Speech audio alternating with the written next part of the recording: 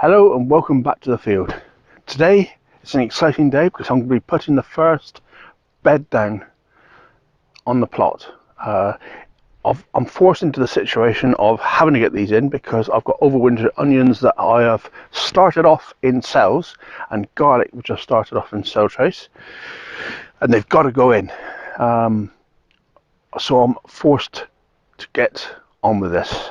I could have put them up the allotment, but as you know, I got a lot of problems with disease up there, namely onion white rot, and it's a waste of time up there.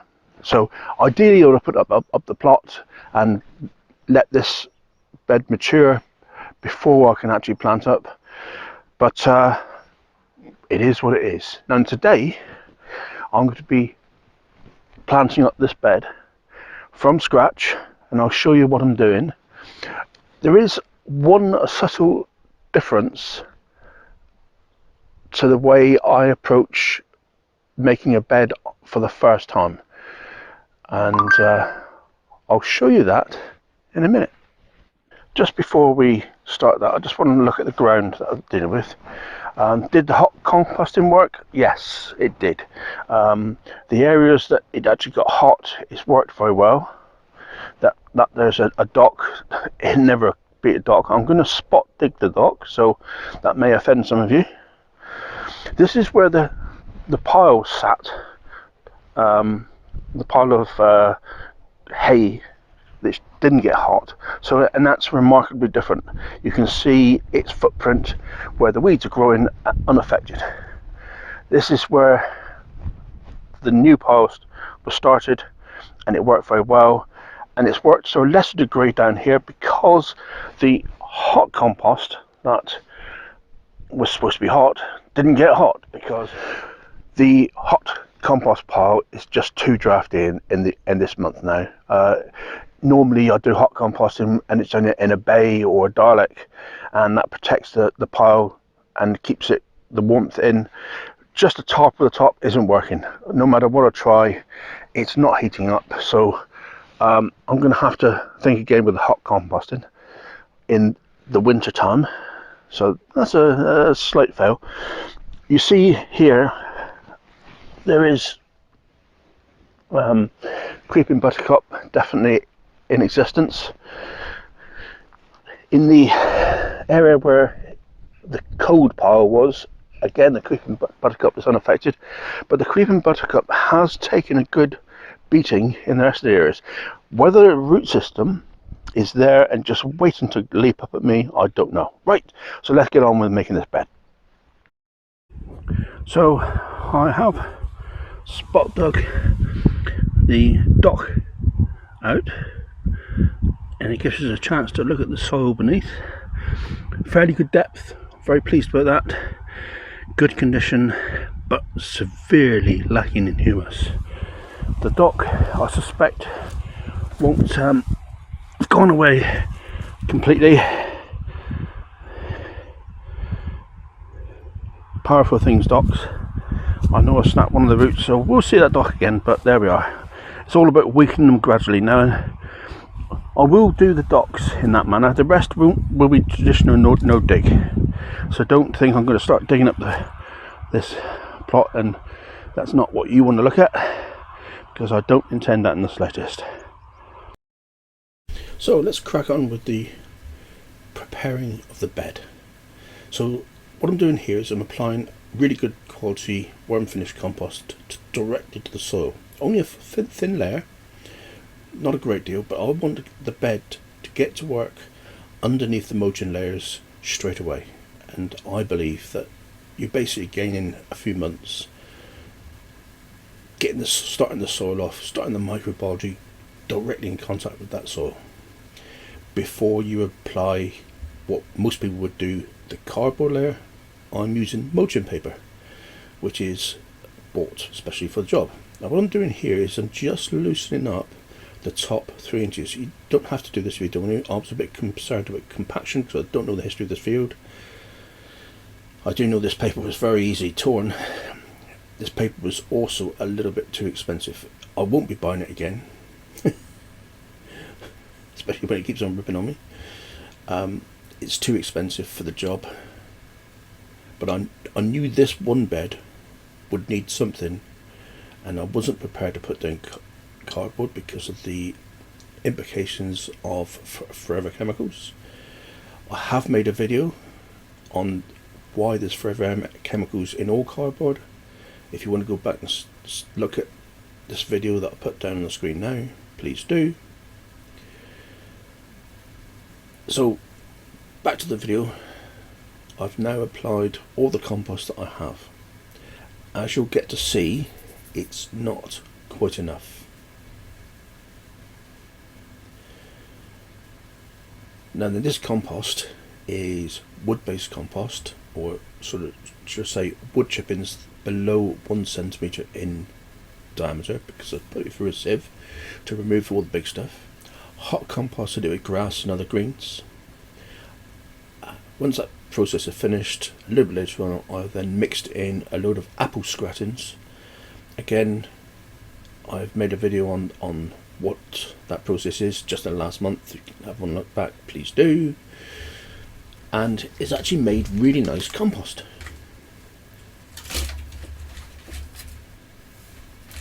As you can probably see there, it looks, to my screen, a little bit rougher than what it really was, but there we go. We'll see what it looks like on your screens when I've finished.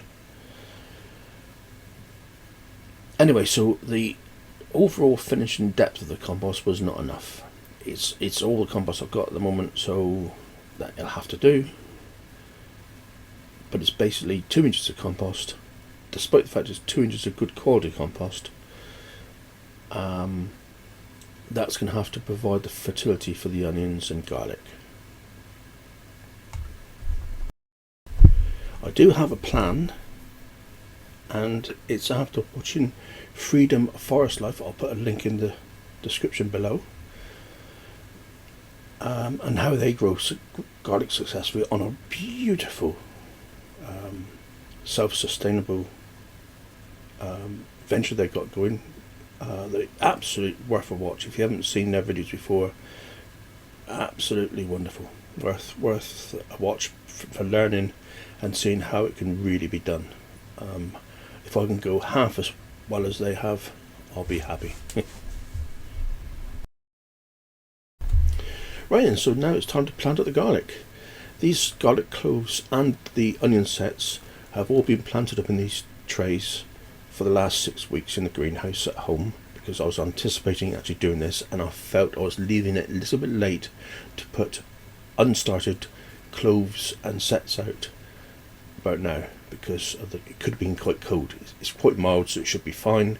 Don't forget, I'm in a very mild part of the country. The cloves that you see here are from a local supplier for eating quality, not for sets really, but they should be nicely acclimatized to this particular area, organic in nature, so yeah, we'll see if it works all right. It's a little bit cheaper. Now this is what I've got from Forest Life. They use wood chips on top of in the same manner, and their garlic turns out really well. So the compost will supply the nutrition or the fertility. The wood chips that are 12 months old in this particular case will provide the depth for suppression of weeds. Hope that makes sense. Anyway, give their channel a little look. I have got the link below. Wonderful depth of knowledge and really well presented. Makes my amateur presentations look a bit ragged. Now then, I'm on to the onions. I am again using Troy onion sets because I get really good results from these. I could have planted them at home, but as you know, I got white onion rot problems at home at the allotments, so I've decided to wait until I could get this bed going and get them directly into the ground here. I'm not too worried about watering these in because we're due a lot of rain in the next 48 hours, so I'm really happy to plant them and leave them. The paper mulch that I've already put down will only last a little while. Right, so the batteries run out, so I'm now on the phone. I just want to show you the finished onion sets in a checkerboard format, roughly. Now in this particular section, I'm going to come back and apply another 2 inches of compost to it when I return again. So this section isn't finished yet. And I want to compare the composted area to the wood chip topped area, because forever the Doubting Thomas, I'd like to know for myself how they work out, and then I'll report back later. Now then, you know I've said before about being a lousy estimator. Well, here's more visual proof. Totally overestimated how many onion sets I'd actually have. I have started off at the same time as the other ones some actual seed garlic into these pots. Casablanca was the bought variety. Planted them up. They haven't been in the greenhouse, they've been outside, and they're just starting to poke heads up, so they're coming along quite nicely. Hopefully completely free of onion white rot, because it wasn't using anything from the allotment. The bags you see here are just using sand inside them to weight down the plastic. There we are from a rather overcast Devon.